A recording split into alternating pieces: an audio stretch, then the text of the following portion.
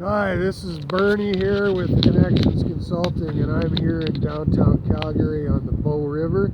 This is part 2 of Who is CCI? Bernie May. Bernie May, I am the leader of CCI, and I am a leader, and I've always followed the river of life wherever I've went, working from one project to the next through my career, and when that ended, I moved on. And I've never quit anything in my life. Actually, I only quit 3 things in my life, probably, if you narrowed it right down to defining what quitting is. And it was kind of a lame duck scenario in all 3, probably, so I quit. And, you know, just kind of like threw in the towel, decided this wasn't working, and it kind of gradually faded away, or I actually left. One example was probably my midget hockey second year in Wilkie, when we had practices on Sunday night, and there was only 5 guys that ever showed up because the rest of the team was partying all weekend. A bunch of 16, 17-year-olds, I suppose. 16, I guess.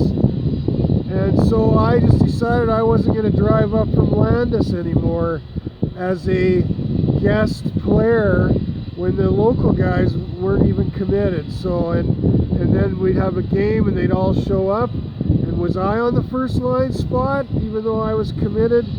Probably should have been, right? So that was one. Probably my first marriage, and I won't go into that. I don't want to talk any bad about the past or evil things. I'm just going to say it. And thirdly, my first year in university, I was taking a computer science degree, but I suppose I couldn't even get my computer science class. It was so messed up. The articulate of all the classes I had, it was like landing in a foreign country with no translator for your language. And, you know, maybe I got trained for some things out of all that, but it certainly wasn't what I set out to do. So now here I am in downtown Calgary, not a quitter, Bernie May. I'm sitting on the river, the Bow River, on this walking bridge, and you can see the downtown in the background over here, the skyscape. Look at that beautiful city and the river behind me. And you know, like when I look at it, I say to myself, it takes a lot of belief that we can turn around from this market we've been in, the oil doldrum price. Downtown Calgary's built heavily on oil.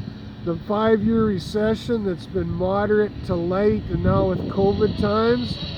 And then we got you know, a new economy coming in the future if we hold to that. People need jobs again, and that's the account I'm giving here. Lots of people are unemployed and need to get back to work. So here we are in the river.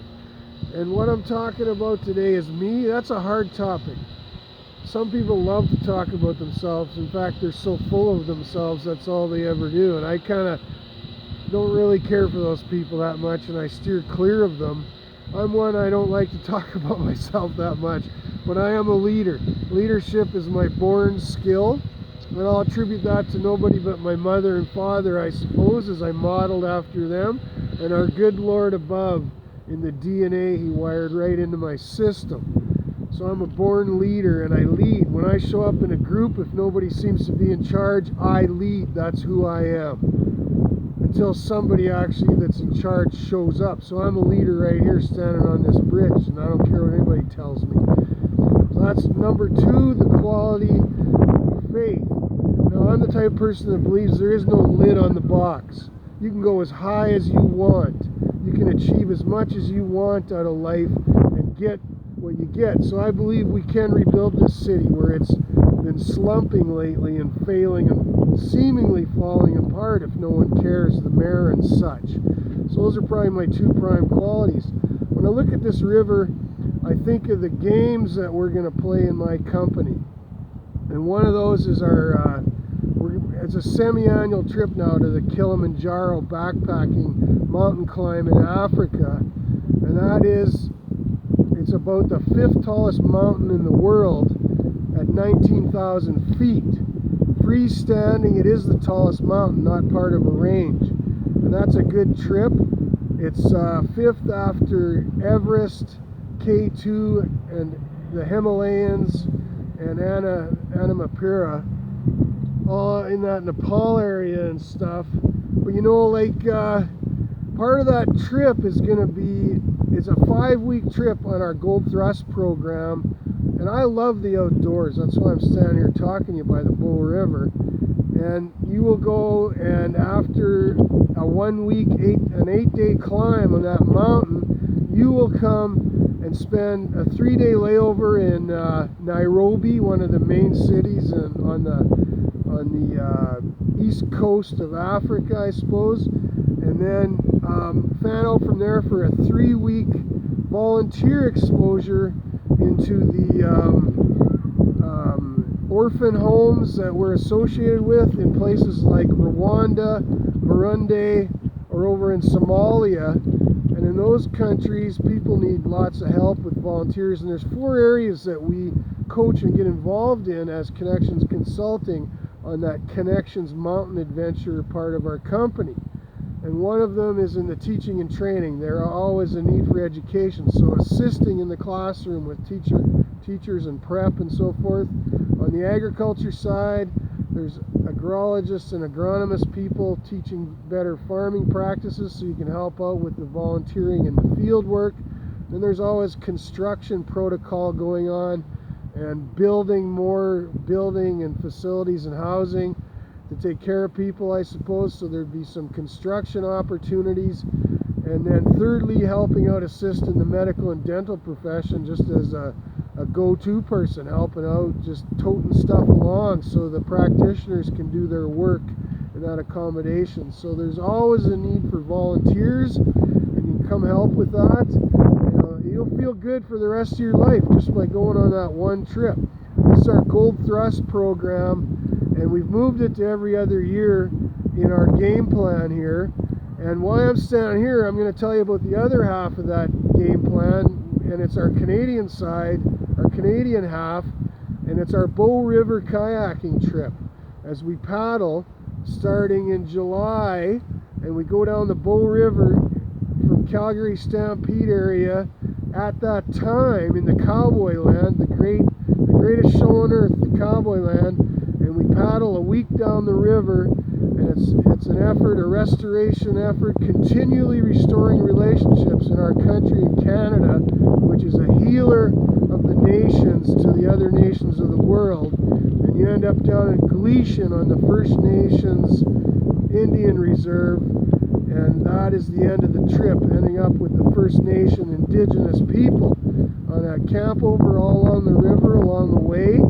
And then we end up with a TP campover at the Siksika First Nations, and you'll have the opportunity to eat the natural food of their original people, bannock, while smoking the peace pipe and being part of their indigenous ceremonies with my good friends out there. And we'll tour the farm operation, the Bigfoots, the big snakes, and those people, and we'll get involved and get to know about their culture. And there's a halfway stop at the Carsland Pier area where the waterfall is, and you'll get a chance to camp out in some cottage tents like the original General MacArthur of the old day Calvaries, when the land was settled both by the white Judeo-Christian people and the original indigenous inhabitants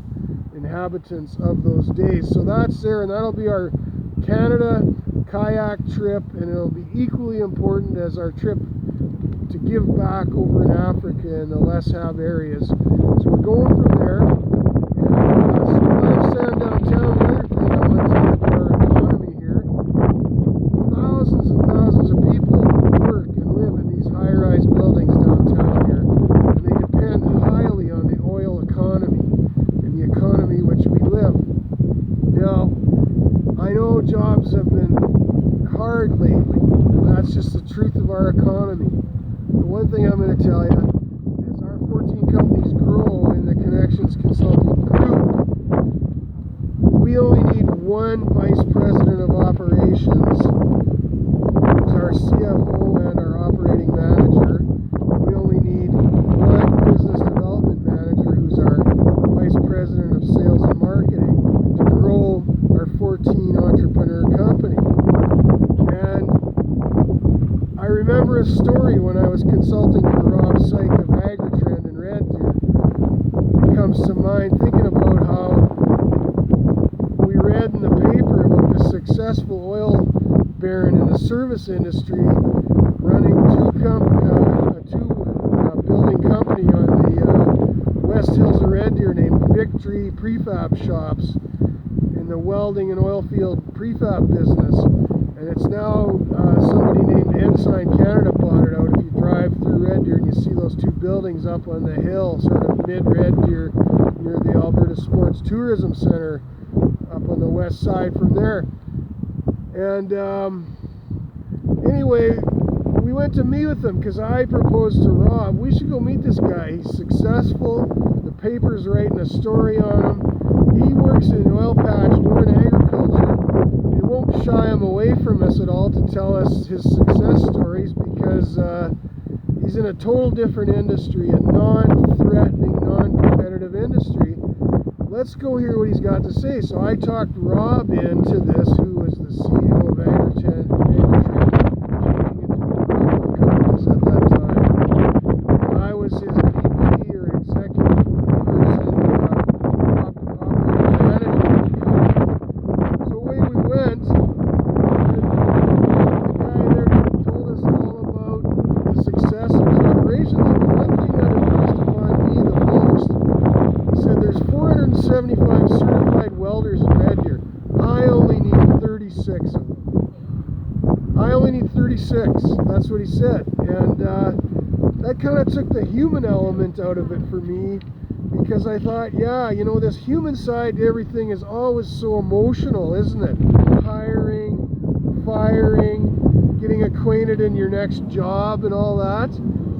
But if you can take the human side out of it, it's a numbers game too, right?